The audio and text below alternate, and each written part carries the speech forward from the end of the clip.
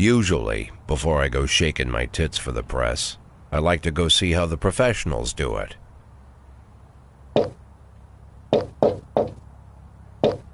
Some might say the chief of police has no business in an institution like this, but in fact it's the quietest and safest place in town.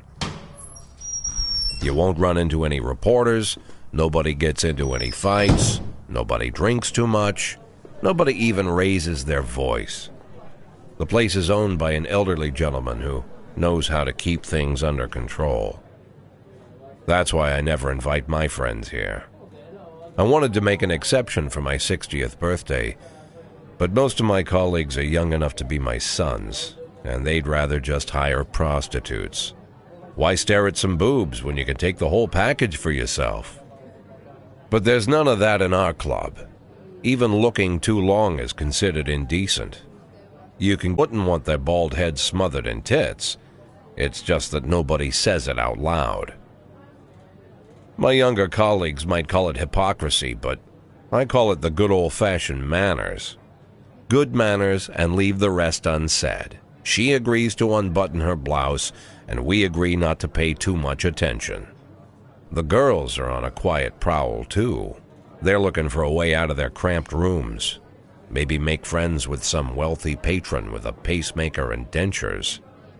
Everybody wants something. But we have to control ourselves, or we'll all turn into libertines and prostitutes. Hell, if there weren't any rules, I'd be belching and farting, jumping up on the table, arms held high, yelling, "Shake it, baby!"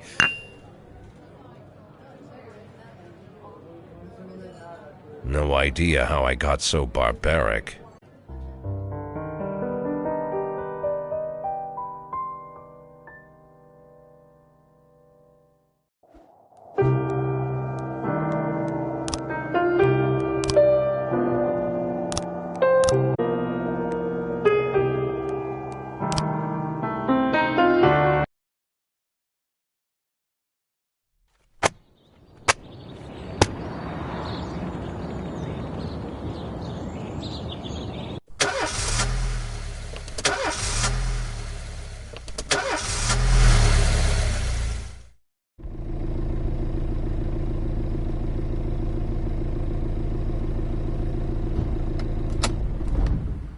When I was a kid, my father sometimes told me at bedtime that if I closed my eyes and didn't open them for a long time, all the demons would blow away. Yesterday I turned 60, but I still take his advice. Not because I'm sentimental or want to keep the memory of my father alive. I just can't think of a better solution.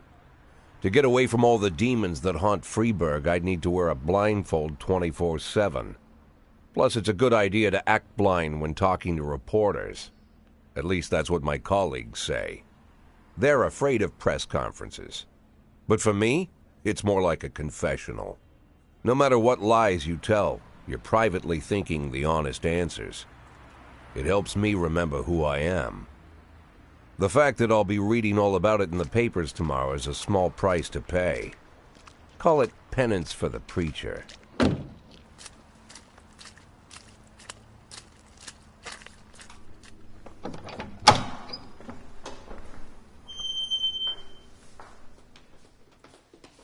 This is the first time I'm afraid of those answers my mind has given me. Not because I'm mad I'm losing my job. Though it's true, I'm mad as hell. Not because I subconsciously blame everyone else. Though I damn sure do blame them. And don't even ask me what my next move is. I can't imagine. But even that doesn't scare me. The worst thing is, I know I'm going to have to do something. And I'll be damned if I know how far I'll go. I may have a lot of vices, but predictability isn't one of them.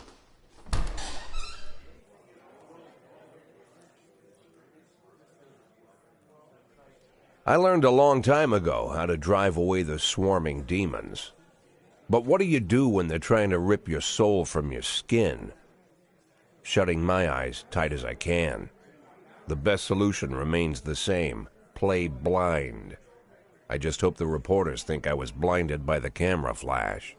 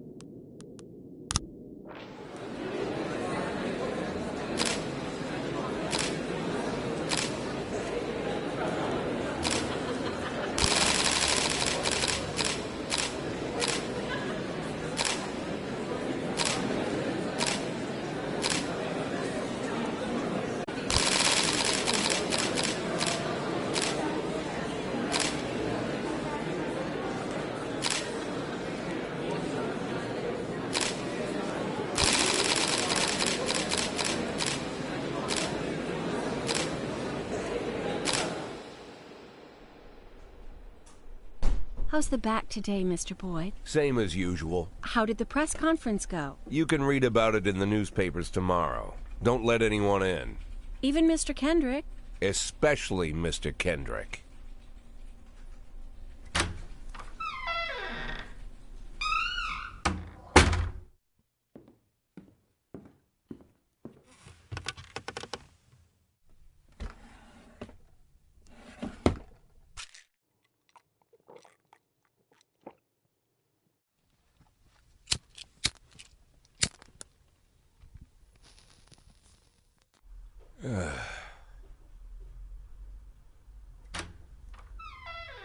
As soon as I heard the door creak, I knew what face I'd see.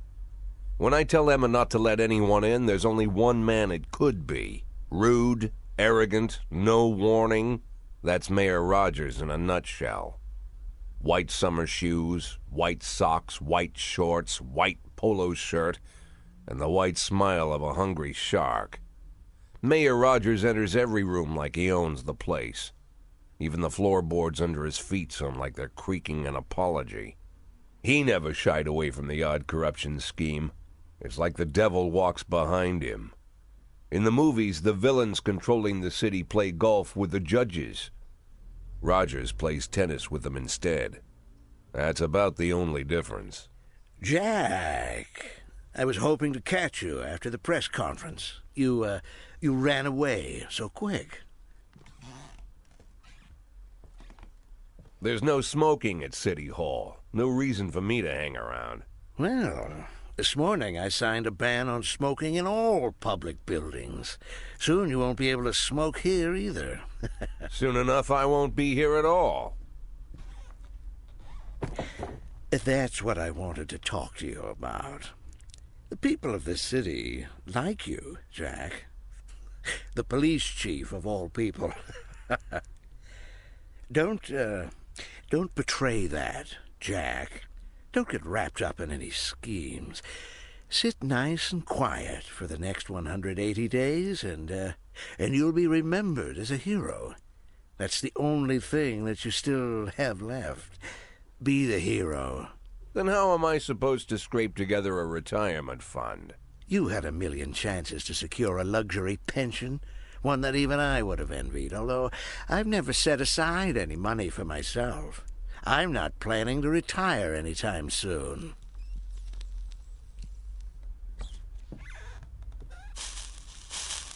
"180 days of quiet, Jack. That's all I need. I don't have any problems with you, and you won't have any problems with me. I have a new assistant, Troy Starr. If you have something to tell me, call him. But try not to bother him. He's a busy man." I'll do my best. "And quit smoking at the office. One of my friends will be using it soon."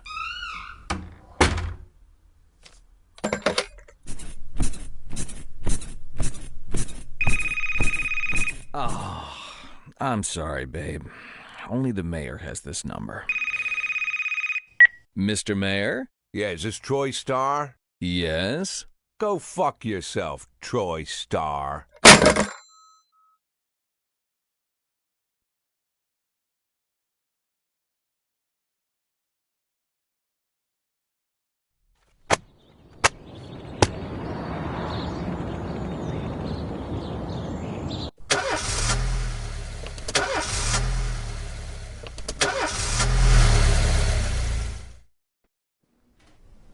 Cops don't use the police station cafeteria anymore. There's some kind of stigma against sitting shoulder to shoulder with your partners. Everybody just takes snacks from the machines or grabs a meal and hammers it down in the corner like a vulture on a corpse. The main thing? Don't look into anyone's eyes. Could be construed as an invitation to sit together. The only people eating here are ghosts.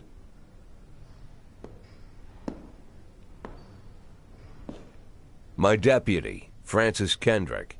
He recently became one of those ghosts. The subject of one of the most devastating corruption scandals in the history of Freeburg. No evidence to support the accusations, but everyone knows Kendrick's days are numbered. I need that file I asked for. Needs to be ready tonight. Francis didn't say anything, but I understood. Ghosts aren't supposed to talk. Besides, I got a feeling he was already finished.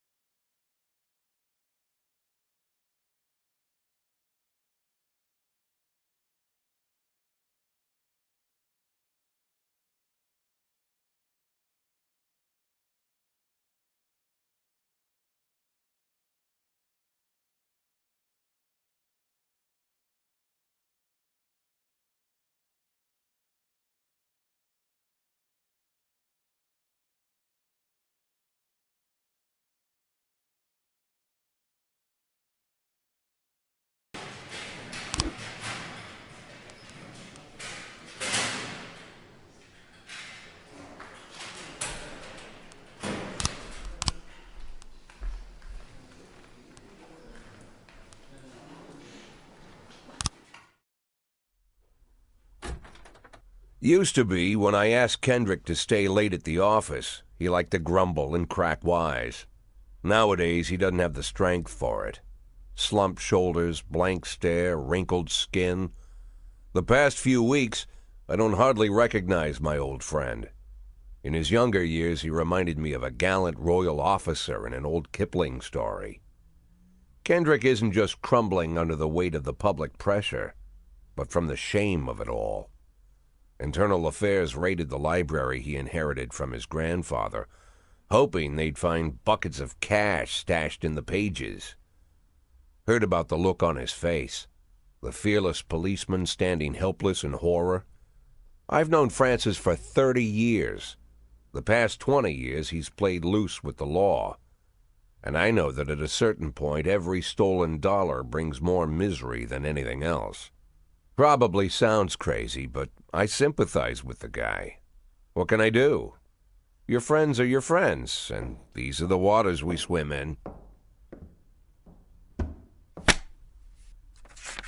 Called all of the people on that list today. Now they know you're in business, so you could get a call from any of them. You don't need to worry about any of them.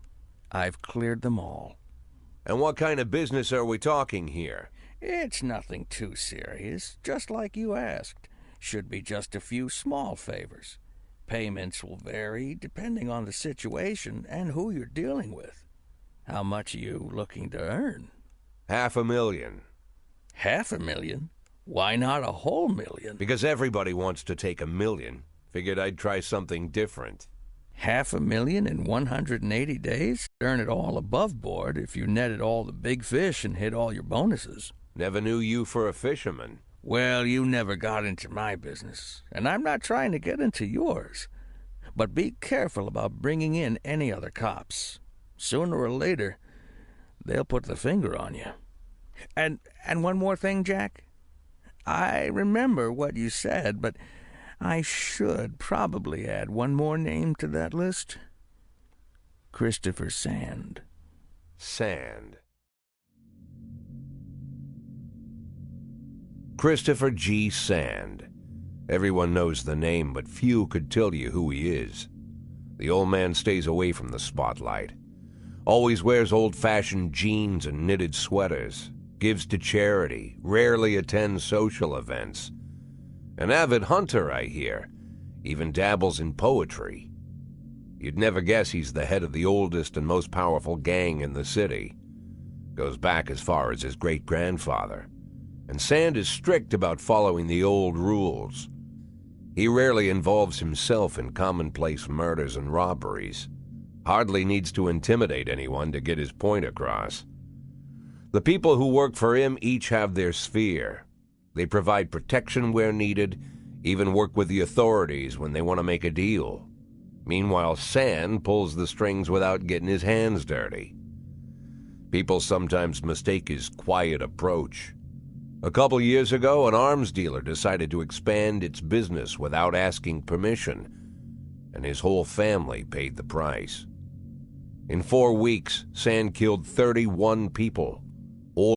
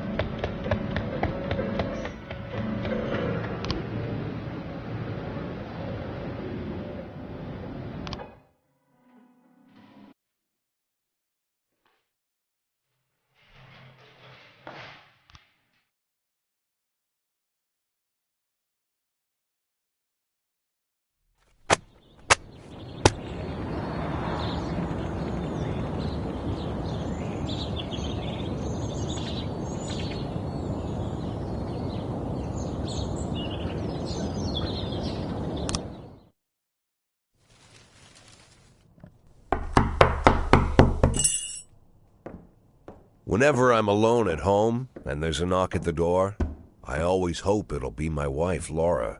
She's always forgetting her keys. Hello, my name is Steve, and you're Jack Boyd, is that right? To get to my front door, the Bible boys walked about a mile from the local bus stop, jumping over mud puddles and skirting a couple of landfills. Laura doesn't go in for religion either, but according to her, these brave lunatics with their fake smiles deserve at least a minute of attention. She patiently listens to them, asks them questions, regales them with pastries, and never once dropping a hint of condescension. When I watch her do it, I've got to admit it gets me. I'd have hugged those boys, sat with them on the porch, and lit up a cigar. But a month after Laura left, all I could do was quietly ask them not to bother me. Today I'm a little rougher still. Shut the door on his nose this time. Another couple weeks at this rate, and I'll be greeting anyone who comes close with my service pistol pointed towards the sky, ready to fire my warning shots. In my life, even the basic stuff never goes like it's supposed to. Normally, when a wife is going to leave home, she'll make a scene, or at least sit everyone down for a serious conversation. But Laura just disappeared. The children in the stories always stand on the side of the mother, but all three of our sons supported me. The in-laws always blame the husband for making their daughter unhappy. But now Sally, Laura's mother, well, we sort of have a pact. The fellow Laura ran off with is young enough to be her son. I hear he's 30 years old. Of all the possible information a man can know about his wife's lover, I get hit with that. Fortunately, Laura's mother doesn't like the way it sounds either. Sally figures this guy just thought he'd have some fun with a mature woman, but he'll be back chasing college girls before the year is out. So we have an agreement. Sally's going to track down Laura and try to reason with her, and we'll arrange a meeting. Meanwhile, I'm supposed to not do anything stupid, which of course means anything at all. It's a crazy situation. I'm the police chief, and the person I'm trusting to find my wife is an old woman armed with a phone book. But I can't afford to lose Sally as an ally. So for the moment, I had to swallow my pride.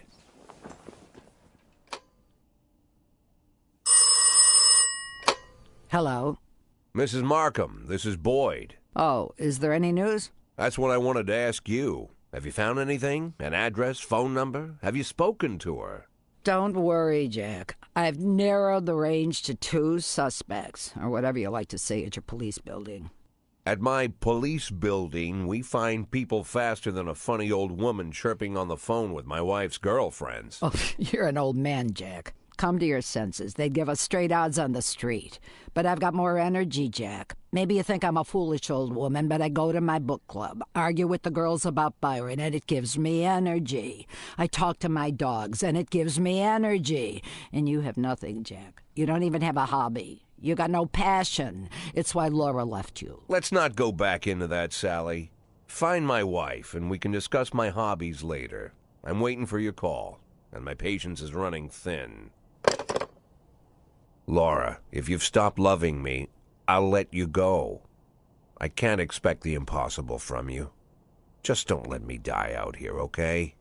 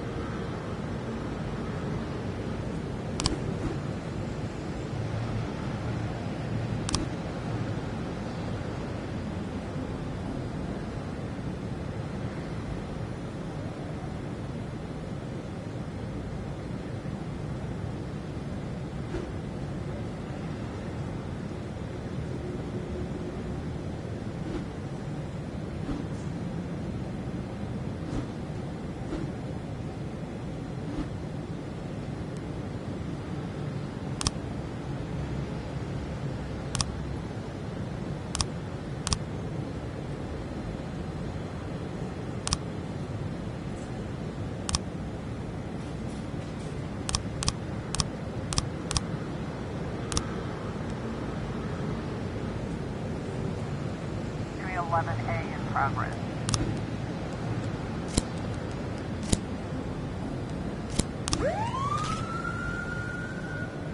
A in progress.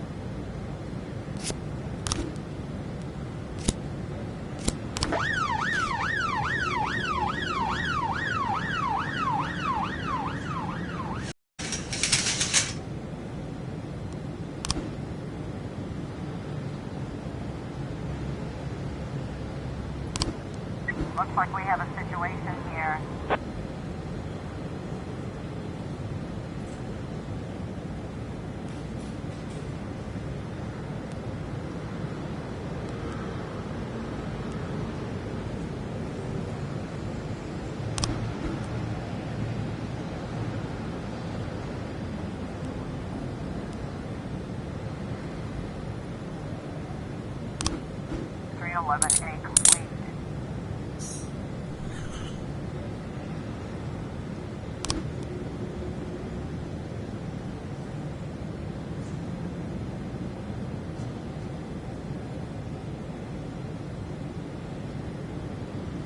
A complete. A complete.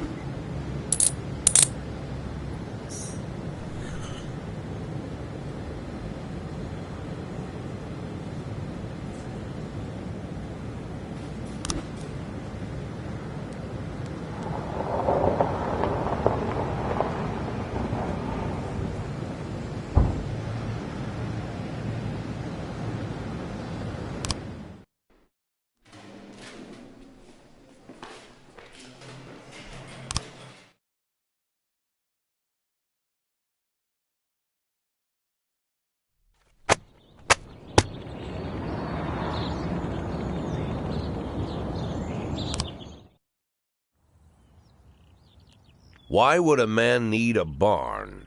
To store all the stuff you can't bring home. About 30 years ago, back when I was young and interested in farming, I carried all kinds of junk home. After a day in the field, I'd come home with buckets, shovels.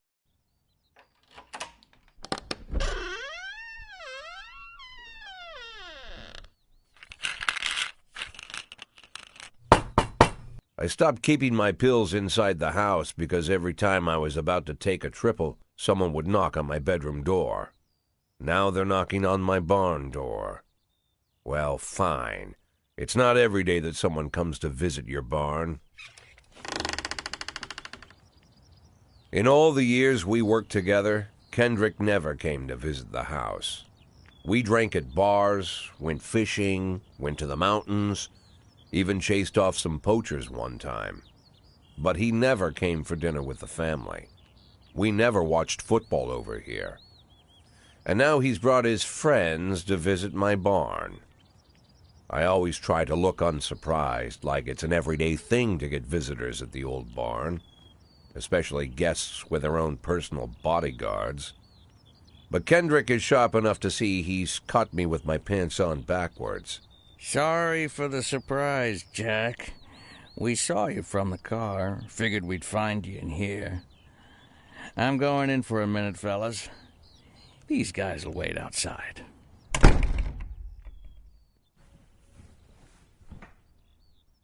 How long you been dating the lover boys? They're Sans people, Jack.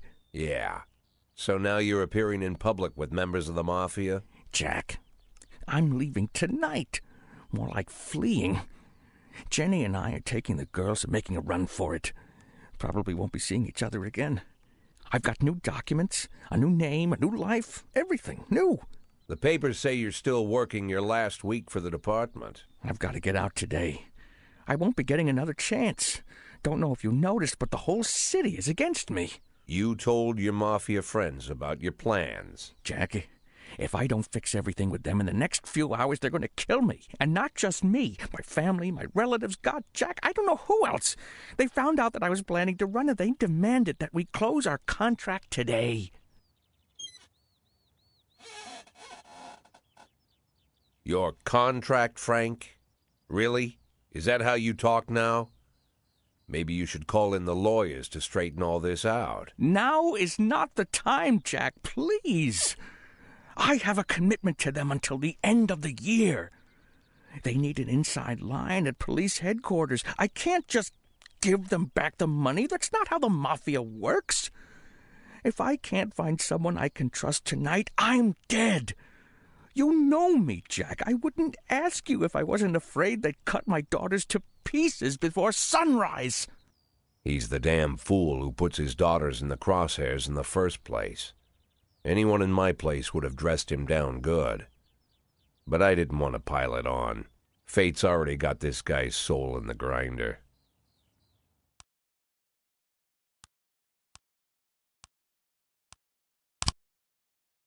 Give him my phone number and tell him it's done. Don't call me. Don't come to work today. I don't want to see or hear from you again. Time for you to go. Jack, Get the fuck out of my nice cozy barn, Frank.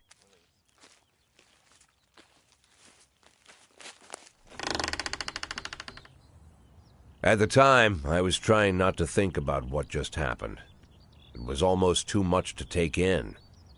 I'm probably the most popular police chief in the history of the city, and I have to admit, I've thought about that more than once, sometimes with a little pride even. In one of the features they wrote about me in the papers, they said it pretty plain. He catches the criminals. Believe me, high praise like that is unheard of in Freeburg, especially for a cop. And here I am, the person who catches criminals, and I've agreed to help the mafia, or I'll come home to a bag stuffed with my kids' body parts. Right before the last hammer falls. Hey, remember that cop who caught criminals? It turns out he was a mafia bitch. And all for the sake of a greedy, corrupt cop who should have fled the country years ago. That sound right to you?